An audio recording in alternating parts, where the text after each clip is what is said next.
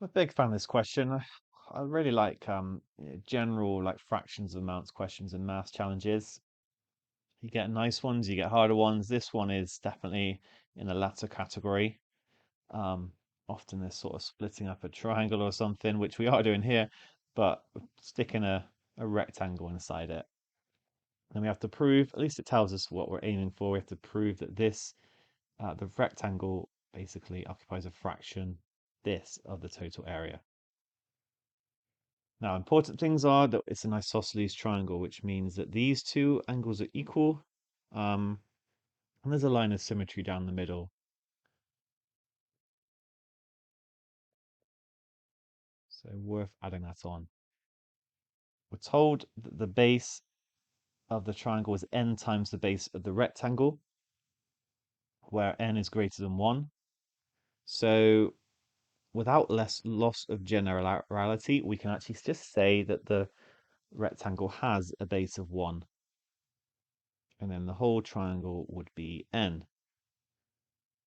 And then if I wanted to work out just this bit, base of this little triangle, then I'd have to, n minus 1 would be these two added together. So it's going to be n minus 1 over 2, because they're exactly the same. Now, I don't know what the height of the rectangle is, so what I did is I just introduced a h for the height.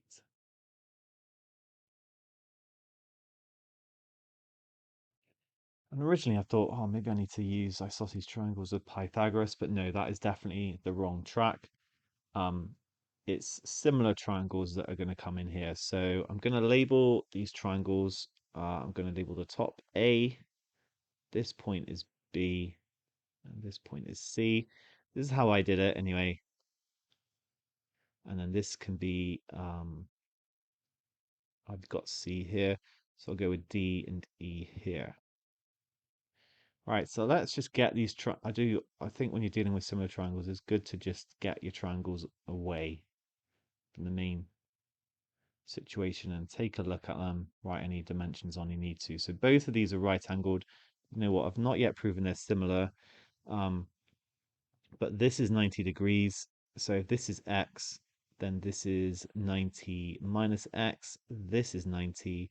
So this is x. That's 90. That's 90 minus x. The angles are the same, therefore they're similar. Okay, you could make some, probably should give it some explanation for that. Now let's look at A, B, C.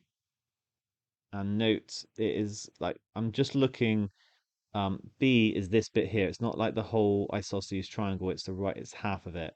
So that means that it is half of the width of the rectangle, and this is going to be a half. It's really useful to know. And then the bottom is C. This then becomes C, D, E, and then I've got n minus 1 over 2, or I should just say a half n minus 1. I'm going to write it like that. So the height I've defined as h. Actually, what we see from this, if I compare these two triangles, is that going from here to here, I am timesing by n minus 1 because that's what's happened to the base. We just multiplied by this scale factor essentially, and therefore to go the other way around, I am dividing by n minus 1, which means the height of this is going to be h over n minus 1. And what that means is I now have the height of the entire, the large triangle. Area of, maybe I'll put an F here, area of triangle AEF is going to equal half base times height. So it's going to be a half times n times the height, which is going to be h, the height of this triangle, plus h over n minus 1. What I can do before I do anything else is I can factorize out that h. So it's going to be a half hn 1 plus 1 over n minus 1. I hope you're happy with that. So I've just taken the h out of here and out to here. If you multiplied it out, you would get h and this again over like that. Okay. Actually, before I do anything else, I'm gonna simplify this further. You might not realize, you might not think to do it. You might just jump straight into it, but let's just go simplify a bit further. So put it over a common denominator of n minus 1 over n minus 1 plus 1 over n minus 1, which is then going to give a half h n, and then we've got n minus 1 plus 1. That's just going to leave us n over n minus 1, which is a h n squared over 2 n minus 1, if I'm simplifying it as much as possible. So therefore, a fraction that rectangle occupies